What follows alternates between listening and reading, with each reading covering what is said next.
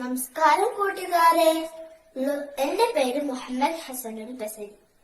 ലോകപ്രസിദ്ധ Brazilian എഴുത്തുകാരനായ Paulo കൊയ്ലോയുടെ എണ്ണ നിറച്ച കരണ്ടി എന്ന കഥയാണ് ഞാൻ നിങ്ങൾക്ക് വേണ്ടി ഇവിടെ പങ്കുവയ്ക്കാൻ പോകുന്നത്. പണ്ട് പണ്ട് പണ്ട് ഒരിടത്ത് ഒരു കച്ചവടക്കാരനും അദ്ദേഹത്തിന്റെ മകനും ജീവിച്ചിരുന്നു. ഒരു ദിവസം ആ കച്ചവടക്കാരൻ തന്റെ മകനെ അക്കാലത്തെ പ്രസിദ്ധനായ ഒരു ഗുരുവിന്റെ അടുത്തേക്ക് പറഞ്ഞയച്ചു. എന്തിനാണെന്നോ? സന്തോഷത്തിന്റെ രഹസ്യം അറിഞ്ഞു വരാൻ. അങ്ങനെ അവൻ 40 നാൾ മരുഭൂമിയിലൂടെ അലഞ്ഞു നടന്ന് അച്ഛൻ പറഞ്ഞ ആ ഗുരുവിന്റെ വാസസ്ഥലം കണ്ടെത്തി. ഒരു കുന്നിൻ മുകളിലുള്ള അതിമനോഹരമായൊരു കൊട്ടാരം. അവൻ അതിനകത്തേക്ക് പ്രവേശിച്ചു. അവന്റെ മനസ്സിൽ ഗുരു അതിദിവ്യരായ ഒരു സന്യാസി വൃദ്ധനായിരുന്നു. പക്ഷെ ഇവിടെ നല്ല തിരക്കും, പലതരം ആളുകൾ വരുന്നു പോകുന്നു. അപ്പോഴാണ് അവനെ ശ്രദ്ധിച്ചത്. അങ്ങ് ദൂരെ നിന്ന് ഗുരു ഓരോരുത്തരോടായി സംസാരിച്ചു കൊണ്ടുവന്നു. അങ്ങനെ 2 മണിക്കൂർ കഴിഞ്ഞ് ഗുരു അവൻ അടുക്കലുമെത്തി. അന്നപാടെ ഗുരു ചോദിച്ചു, നീ സന്തോഷത്തിന്റെ രഹസ്യം അറിഞ്ഞു വരാനാണ് ഇവിടെ വന്നത് അല്ലേ? അവൻ അത്ഭുതപ്പെട്ടു പോയി.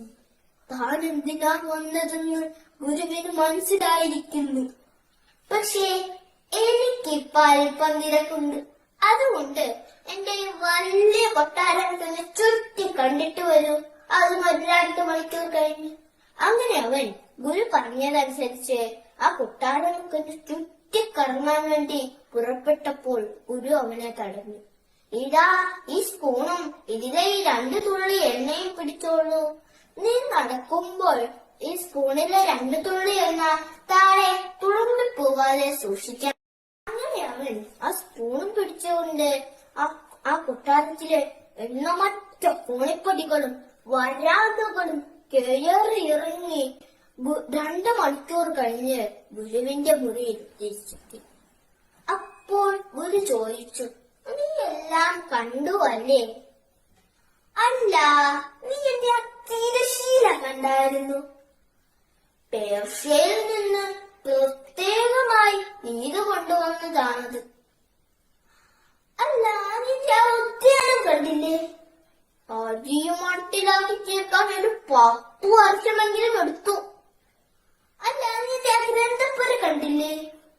അതിനകത്തുള്ള പുസ്തകങ്ങളുടെ അകത്തുള്ള തുകൽത്താളുകൾ വളരെ മനോഹരവും മൃദുലവുമാണ്. ഇതെല്ലാം കേട്ടപ്പോൾ അവൻ പകച്ചു നിന്നുപോയി. താൻ ഇതൊന്നും തന്നെ കണ്ടിട്ടില്ലല്ലോ. തന്റെ ശ്രദ്ധ മുഴുവൻ തന്റെ കയ്യിലിരിക്കുന്ന ഈ സ്പൂണിലെ 2 തുള്ളി എണ്ണയിലായിരുന്നു. അങ്ങനെ അവൻ വാസ്തവം പറഞ്ഞ് കുറ്റസമ്മതം നടത്തി. ശരി, നീ ഒന്നും തന്നെ കണ്ടിട്ടില്ല. എന്നാ നീ ഒന്നും കൂടി ഇതെല്ലാം ഒന്ന് ചുറ്റി കണ്ടിട്ട് വരും. അങ്ങനെ അവൻ വീണ്ടും ആ കൊട്ടാരം കാണാൻ വേണ്ടി പുറപ്പെട്ടു. പക്ഷേ അപ്പോഴും അവന്റെ ആ കയ്യിൽ ആ 2 തുള്ളി എണ്ണയുണ്ടായിരുന്നു. അങ്ങനെ അവൻ ഇപ്പോൾ എല്ലാം നന്നായി വിശദമായി കണ്ടു. ചുമരുകളിലെ കലാസൃഷ്ടികൾ, പിന്നെ ഗുരു പറഞ്ഞ തിരശീല, ഉദ്യാനം, ഗ്രന്ഥപ്പുര. അങ്ങനെ അവൻ 2 മണിക്കൂർ കഴിഞ്ഞ് ഗുരുവിന്റെ മുറിയിൽ തിരിച്ചെത്തി. അവൻ കണ്ട കാര്യങ്ങളെല്ലാം ഗുരുവിന് നല്ല പോലെ പറഞ്ഞു കൊടുത്തു. അപ്പോൾ ഗുരുവിന്റെ ചോദ്യം വന്നു, അല്ല, ഞാൻ നിന്റെ കയ്യിലേൽപ്പിച്ച ആ 2 തുള്ളി എണ്ണ എവിടെ പോയി? അപ്പോഴാണ് അവനത് ശ്രദ്ധിച്ചത്. തന്റെ കയ്യിൽ ആ 2 തുള്ളി എണ്ണ ഇല്ല. അപ്പോൾ ഗുരു പറഞ്ഞു, നീ പഠിച്ചിരിക്കേണ്ട ഒറ്റ പാഠമേ ഉള്ളൂ. ലോകത്തുള്ള എല്ലാ സന്തോഷങ്ങളും സൗഭാഗ്യങ്ങളും ആവോളം ആസ്വദിച്ചോളൂ. പക്ഷെ നിന്റെ കയ്യിലിരിക്കുന്ന 2 തുള്ളി എണ്ണ അത് മാത്രം കൈവിടരുത്. ആ 2 തുള്ളി എണ്ണ സൂചിപ്പിക്കുന്നത് സത്യവും ധർമ്മവും ആണെന്ന് പറഞ്ഞുകൊണ്ട് നിർത്തുന്നു. നന്ദി, നമസ്കാരം.